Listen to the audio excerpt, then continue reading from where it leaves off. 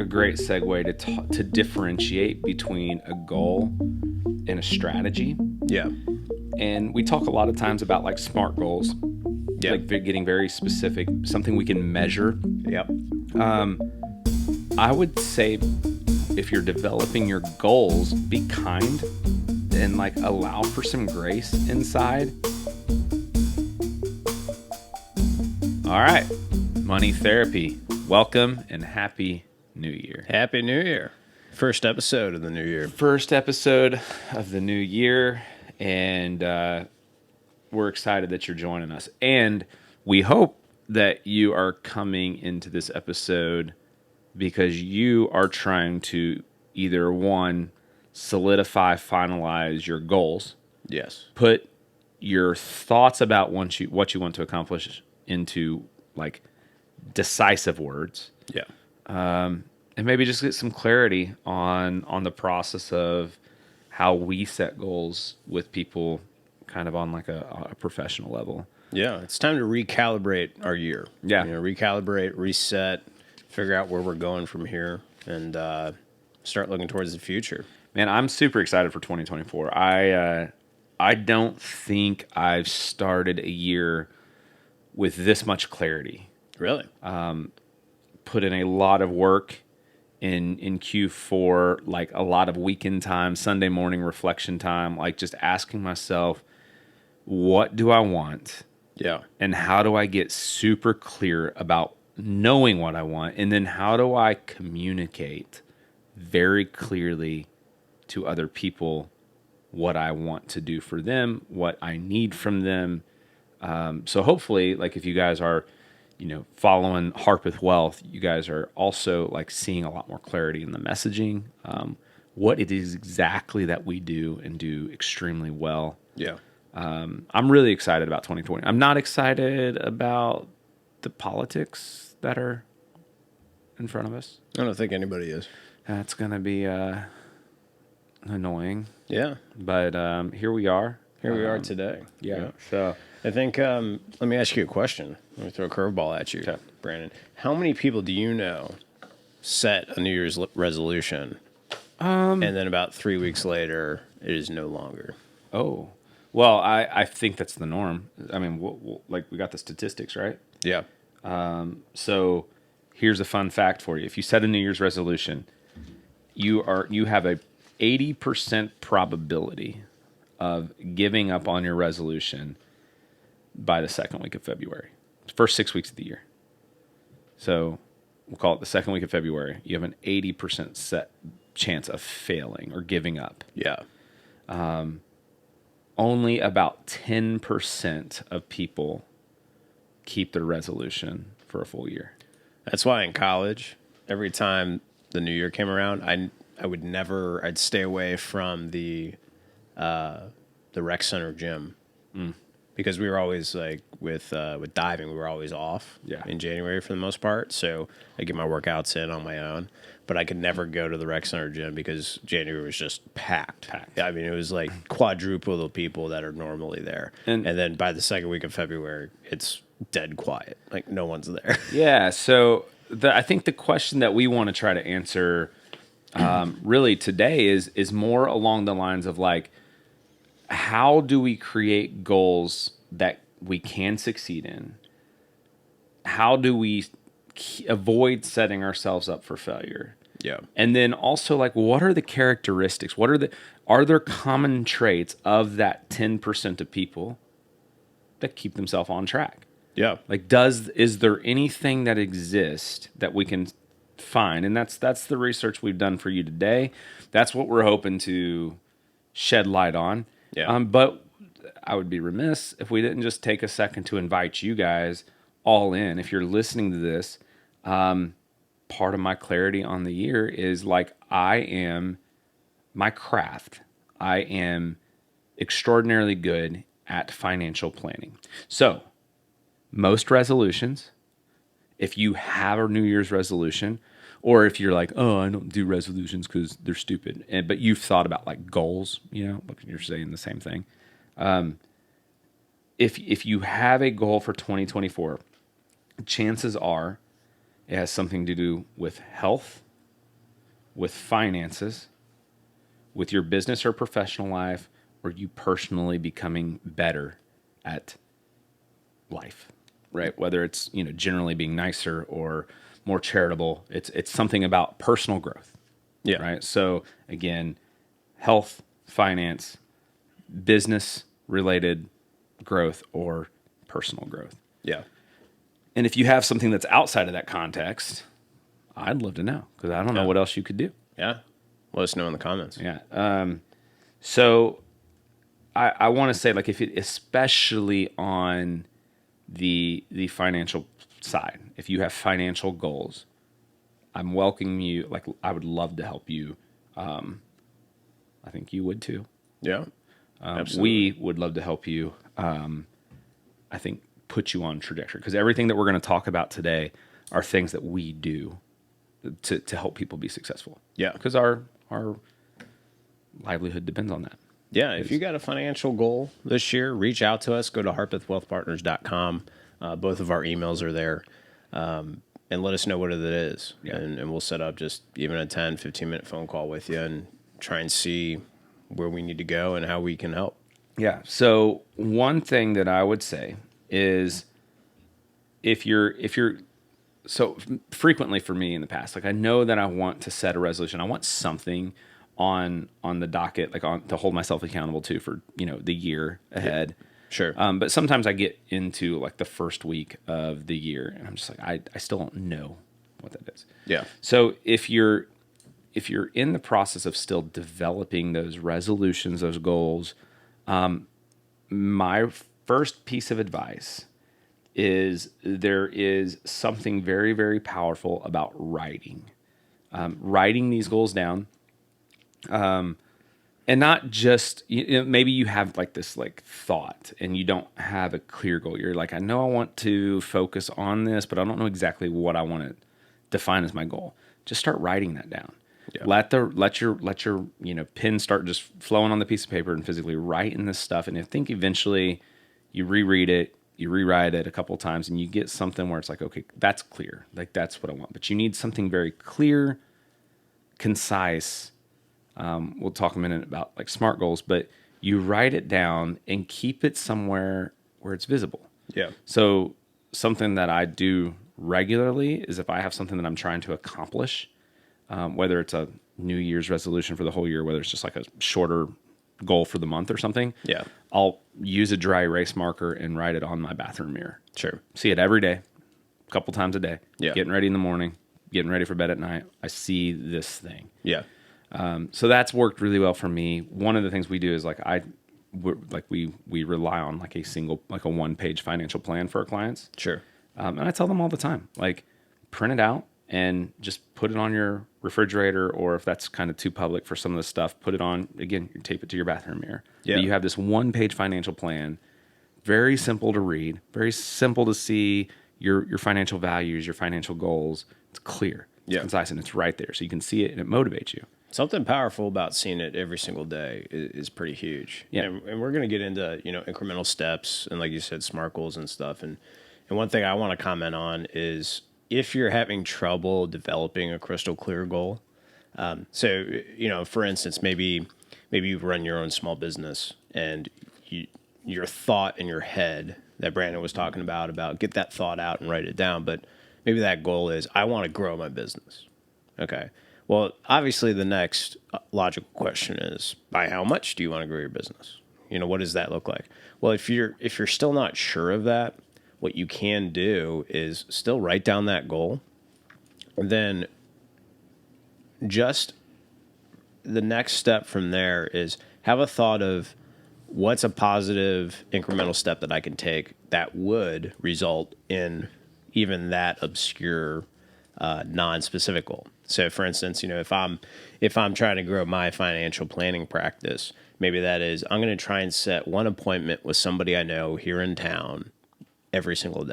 Right. Right. And I may not know that leads to X amount of revenue and X amount of growth in my business, but at least it's a positive incremental step towards those things. And then as you get some momentum there, maybe that clarity will come in. And I think too, that might be a great segue to differentiate between a goal and a strategy. Yeah. And we talk a lot of times about like SMART goals, Yeah. like getting very specific, something we can measure. Yep. I would say if you're developing your goals, be kind and like allow for some grace inside. Yeah. So, for example, like when I think about measurable, like I know a lot of like back when I was younger, Yeah. a New Year's resolution would be like, I'm gonna, read for 30 minutes every day. Sure. Well, the thing is by January 7th, I miss a day of reading because life is busy. And then all of a sudden, my goal was to read every day for, 2020. Yeah. And I didn't. So my goals, like I'm already a failure at that. Like I can't be successful after that. Yeah. So I either have to change my goal. Instead of doing that, I could have set a goal that is like, I want to read more Yeah. in this year, right? Now, that's not very specific, right? But I can measure that by saying, okay, well, why don't I measure it this way? Instead of like holding my foot to the fire that I read every single day, like how many books did I read last year? Yeah. Okay, well, I read these 4 books. Okay, well, I want to read 6 books. So I'm going to read a book every 2 months. Sure. I'm going to finish a book. Yeah. So there's a little bit more grace in there to allow life to occur. Sure. So while it is measurable, if I read 4, now I'm reading 6. Also, I can get very, very specific on like strategies and objectives. So maybe if I'm participating in my accomplishing these goals, Sure. maybe I'm like, hey, for the next week, I do want to try to read 30 minutes every single day. Yeah. But if I get to day 6 and I miss the 30 minutes, at least I can be like, okay, well, that I did 5 days in a row. Yeah. So maybe, but again, I didn't fail at my goal yet. It was just this one objective, this short-term sprint that I made. Yeah. I'm off on. So I would say that like if you're creating goals, just ask yourself, does it provide for space to like for life to occur? Yeah. Is there some adaptability and flexibility in there in the plan? Yeah. And again, the goal itself, what is the objective of the goal? Yeah. We used to in the military, and I'm actually kind of writing like a little bit of a thought on the paper about this, but we used to have like when we'd go on a mission, right? We would have the plan. We would have the strategy. We would have like these battle drills. We would have these things that we were going to do, and everybody knew the plan. Yeah. But inside of planning, Mike Tyson said, everybody's got a plan until you get punched in the face, right? And so probably more important than the plan was this little thing in the Army we called the commander's intent, right? The overarching objective. So the plan, like my team, we would have an objective, but my team's objective was a piece of a bigger puzzle, and that bigger puzzle had a big objective, and that's the intent. So all these small teams participating together, Yeah. they all had little like my team might had maybe we had an objective to block a road so bad guys couldn't get down the road, because another team's objective was to secure a compound, Yeah. right? And without me and my team blocking that intersection, it exposed the other team doing their job, or maybe even prevented them, right? But the whole theme of all these things happening simultaneously, the true objective here, the overarching commander's intent, was we captured this one bad guy. Yeah. So here's the thing, is like, what if I get to the intersection and then all of a sudden I see that one high value target, the bad guy that we're like the big commander, like the overarching theme is capture that guy. Yeah. Do I let him just keep walking down the street because I'm blocking the intersection, or do I just go capture him? Yeah. Right? Like what? So I hope that makes sense in that sometimes the intent Yeah. is different than the objective. And sometimes throughout the year, we might realize, hey, there's a quicker way to accomplish the overall intent. Yeah. And I can almost dismiss this goal because now I've just thought of this, or maybe there's a more like, yeah, I can just give up on blocking this intersection because the bad guy's right there just walking down the street thinking we won't know who he is, and we know who he is, we're going to go capture him. Yeah. Right? So I can just call the commander and be like, hey, the bad guy's like right here. We can arrest him right now. He's got brown eyes. Yeah, like he's right here. So I just like run across the street, detain the guy, and the intent, the overall thing, we just accomplished it. Yeah. And so now they don't have to secure a compound. They don't have to put themselves at risk. My guys don't have to hang out at an intersection and put themselves at risk. We can just knock it out and be done for the day. Call it quits, right? Mission accomplished. Yeah. So same thing, I think. Like when you're creating your goal, ask yourself, like, what is important about this? Well, I want to read more because knowledge is important. I think it's a great space for me to calm down and like slow my brain, but also still learn. I think it's nurturing my brain, keeping the muscle sharp. There's a lot of reasons. Okay, so what if also 6 months into the year, you realize meditation is also important in slowing down. And like if the overall intent is just like lowering your blood pressure and having more clarity, time, space, maybe instead of like, maybe I'm like, well, 6 books is still good, but if I do only read 4 books, I can have time for meditation too, and that's also help. You know what I'm saying? Or like journaling. Maybe journaling becomes important. So instead of reading for 30 minutes a day, I want to journal for 20 minutes and only read 10. Yeah. But overall, I'm slowing down and my blood pressure's going down and I feel like I'm more present. And that was the intent of all of this. Yeah. For financial planning, a lot of times people come in and they're like, Brandon, like I really need to solve this problem. Yeah. And I'm like, okay, let's talk about it. And through the conversation, I'm realizing like we're having a conversation and it has nothing to do with this thing. Yeah. That's important. Like I need to pay off this debt. Okay, yeah, you need to pay off this debt. But what you're really telling me is you want to feel financially secure. Yeah. You want financial peace. And so what if we solve that problem, but we make the intent about financial peace? And there might be more to do. It might change the strategy. So anyway, I digress. The point is I think, understanding why, like if the goal is important to you, ask yourself why. Yeah. Why does this matter?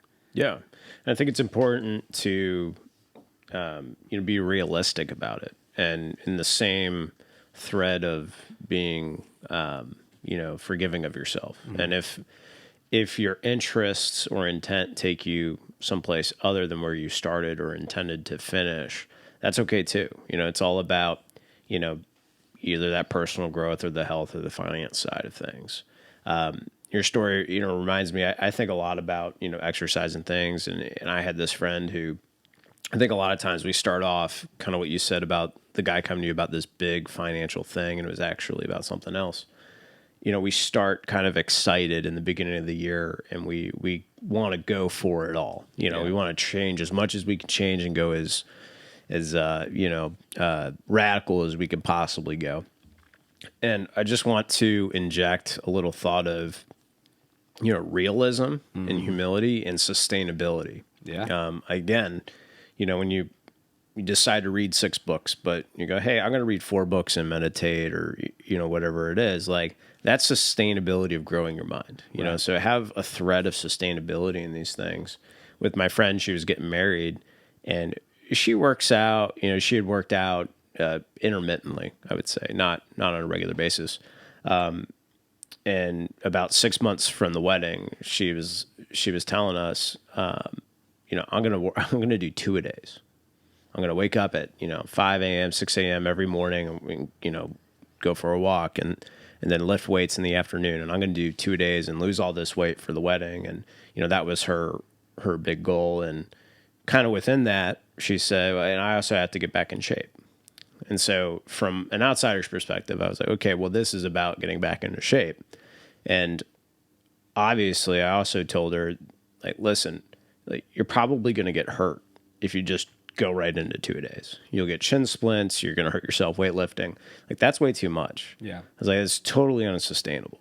Right. And she's all fired up about it. But I was like, we had to have like a come down to earth moment, And I said, just try and go on an hour walk every day. Right. Don't even try and run. Don't go on an hour walk every single day and see if you can do that. Right.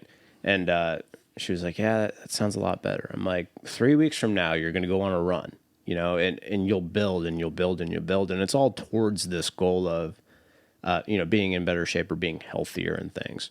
But also, do that because you love yourself, not because you hate where you are today or hate, what you look like in the mirror or whatever it is, you know. And same thing with finance and personal growth, do it with a sense of forgiveness for yourself, do it for a sense of love for yourself. I'm getting my finances together this year because I know that my future with me and my family is very important, and I need to do that step. So just thoughts on being realistic and humble and all those I think things. that sustainability piece, I mean, like I before I was knowledgeable in finance and I was just kind of the average human, not knowing much about money, not having a great relationship with money. I decided like I had a debt that I was going to pay off, and I was like, you know what, I'm going to knock it out this year. Yeah. Knowing what I know now, that was like a 30-month endeavor. And of course, once I realized 6 months in that I wasn't going to pay this thing off in a year, it was super demoralizing, and, just kind of gave up and felt like I didn't have control. So, Whoa. some drag strip outside. Dude, that sounded cool. So, I think, because I didn't understand what I didn't understand, I didn't know what I didn't know, I thought this was a 12-month thing that I was going to be super proud of myself for accomplishing. Realistically, if I would have made it a 30-month goal, that was the correct thing to do, right? Yeah. If I want to lose weight, like, can I lose 10 pounds in a month? Yes, I can. Yeah. Is that sustainable? No, it's not. Right. But what is sustainable? So if I want to lose 20 pounds, could I set a 60-day? Will I probably fail? Yes. Right. But what is sustainable is 2 to 3 pounds, right? In a week, is it Usually a week? a month. A month? Is it a month? Very good. So like, realizing, just setting the appropriate amount of time, and is so generous to you, and it sets you up for better success. It doesn't mean don't go for it. Like, you can be aggressive in something, but it's still, even aggressive has to be realistic. Yes. All right. So And with be that, audacious with the goal, for sure, but be sustainable, right? Be realistic. we're going to transition into the traits of people, that 10% that are successful on their New Year's resolution. Before we do, let's take a listen from our sponsor, who is a fitness expert himself. A few years ago, I had the privilege of working with a wonderful couple that had big goals and an incredible work ethic. They made sacrifices and achieved tremendous success, and even got to enjoy an early retirement. But tragically, the wife passed away after just 6 months of that retirement life. This experience shook me to the core and led me to reevaluate how I approach financial planning with my clients. I developed an ideology based on 5 pillars of fitness and happiness, and in no particular order, the pillars of finance, faith, physical and emotional well-being, and mental health. While I'm not a doctor, priest, or psychologist, I believe in the importance of addressing all of these pillars holistically alongside financial fitness. A few months ago, I decided to prioritize my own physical health. I focused on everything from eating well to sleeping better. However, I really struggled to find the right motivation to become a regular at the gym. That's when I reached out to an old friend and fitness professional, Sean Rodman. Sean has been a warfighter in the U.S. Army for 20 years. While serving, he acquired all kinds of fitness certificates and was designated to lead fitness programs for our nation's bravest warriors. Not just the fittest ones heading off to war, but also those injured and needing rehabilitation. When he retired, he started an online fitness company, Parabellum Fitness. He builds workout programs tailored to you, your goals, and even considers your old injuries. He also switches things up from week to week or month to month, so nothing ever gets old. In just a few months, I've experienced better sleep, improved mobility, increased energy, weight loss, and freedom from my old injuries. While I want my clients to achieve incredible financial success, I believe it's all for nothing if you cannot enjoy it. Go check out ParabellumFitnessLLC.com. That's ParabellumFitnessLLC.com. follow them on Instagram or TikTok, really any social media platform. Go follow Parabellum Fitness and reach out to Sean. Set up your first month of programming, mention Money Therapy, and get 25% off. Let's not lose sight of all 5 pillars. Together, let's focus on health and happiness and put energy into creating the best possible life we can. After all, we only get one. We're back. We're back. Y'all really should hit up Parabellum Fitness on any social media. He's awesome. He's a really intelligent, incredible human being. Sean's a good friend of mine. He's helping me. Like I've lost a ton of weight this year. Really? Yeah. Well, it's the beginning of the year, but last year lost a ton of weight.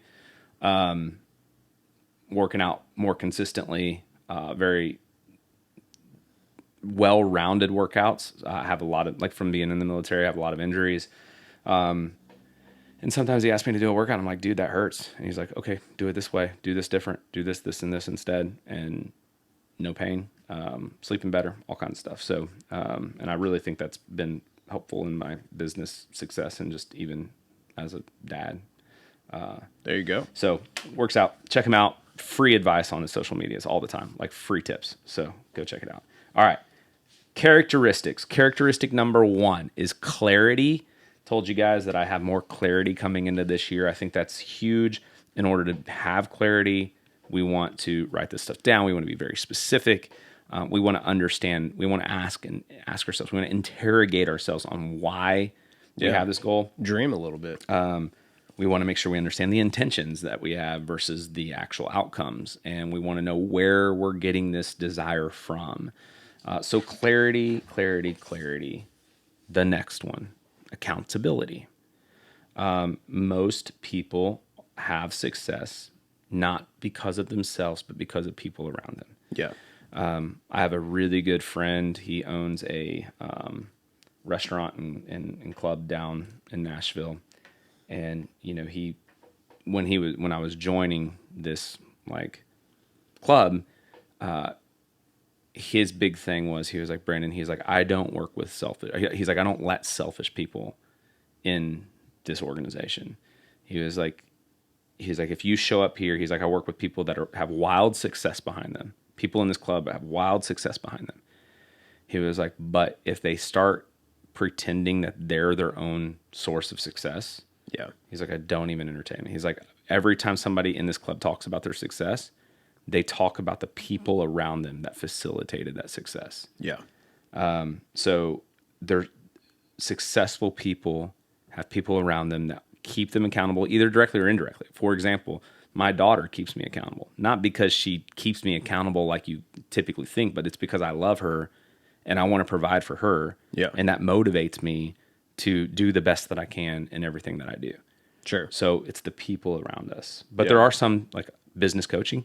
I have one. Yeah. Like, they push me. They hold me accountable to do the things that I say that I'm going to do. Yeah. Right. And that's what I was thinking too, as far as, you know, the health and fitness side of things. Like, work out with a buddy, get a personal trainer, Yes. get somebody else who's out of your own head that can hold you accountable. In your finances, get a financial advisor, get a business coach if you're, for the business and personal growth. Like, get other people in your corner and let other people in. Yeah. I will say the next thing that I think is so important that nobody does well on almost anything, but especially in the financial world, I think this is a huge industry problem. I'm excited. We lack monitoring progress. Yes. And defining. So, like, for example, in our industry, you'll sit down, like, we're coming into January, so we're going to be having a lot of meetings about what occurred in people's financial life in 2023.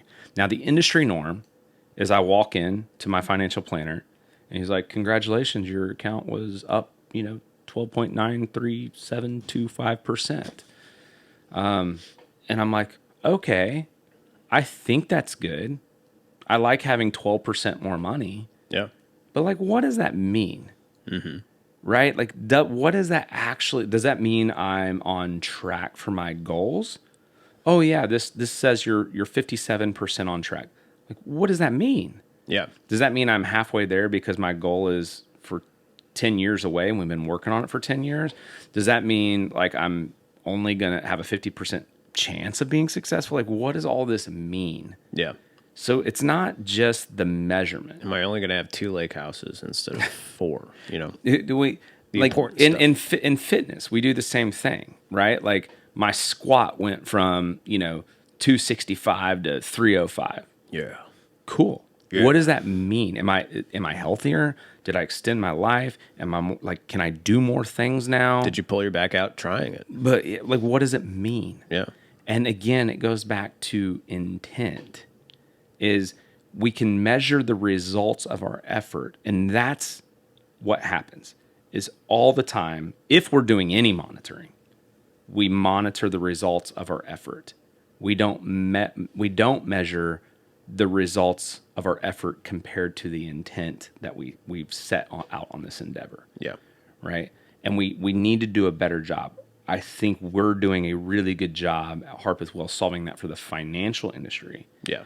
But if you're talking about goals of personal growth, it gets kind of complicated because you need like, how do I measure the results of peace of mind? Yeah. Like what are my endeavors? What are my actions? What are my objectives? Am I making ground? But like, can I interpret that into being able to say, yes, I am I've reached a state of peace of mind. Yeah. So measuring results and look, because we got to celebrate things. Like if I'm constantly holding myself accountable to something and putting in the energy and effort to, journal every day, Yeah. then after like hitting a 7-day streak, I need to celebrate it, even if it's something silly or like I said this on the podcast before. Like I have business goals and objectives. Yeah. And the results of certain things trigger me to go celebrate by buying a new pair, typically cowboy boots, but sometimes just shoes. Yeah. Right. But what's cool about and why I truthfully pick that is because I put on shoes every day. Yeah. And what happens is if I only buy a pair of shoes when I attain a certain thing, like result of success, measure of success. Right. Every morning I put on my shoes, it makes me think of a successful moment in my business. Right. It's just a good like brain thing I do. Okay. So Yeah, I like that. monitoring progress. And so we have, is this the piece of paper I was working on? Clarity, Yep. writing things down, accountability. Yes. We have monitoring progress. And the last one is self-compassion. Yeah. You got to give yourself space for screw ups. Give yourself a break. Give yourself a break. If you miss a day or miss a mark, just reset. Get back on the horse, man. Get back on the horse. I talk about that. I've talked about that in earlier episodes. Again, I focus a lot on fitness in my personal life, and it's like, I may have a running goal. I like to go on runs, and usually I run about 2.5 to 3 miles. But if it's been a week or two because we've been busy and I just haven't been dedicated, I don't go back out and run 2.5 mile, 3 mile runs. I go out and run a mile and a half. Like, get back into it. Same thing with your reading, with your health, with your personal finance. Like, you haven't done a budget for the last couple months. Start today. What goal can you set from now to the end of the month? So give yourself a break, get back on the horse. Love it. Yeah. Guys, First episode of the year. Yeah. HarpethWealthPartners.com. We're on Spotify, Amazon Music, YouTube. Go check us out, share us, comment. We're really trying to grow this thing in 2024. Yeah. And I would just say, like, if you're serious about your goals, Yeah. if you're serious about what you're trying to accomplish, take the action, take the step, be bold, reach out to us, Yeah. get us involved. We'll help you chart your path toward success. And if you're already a client and you're listening to this and it's time for our next meeting, like, reach out, let's get it on the books so we can for every person that I'm working with, my intention is to hit the ground running and make a lot of progress happen this year.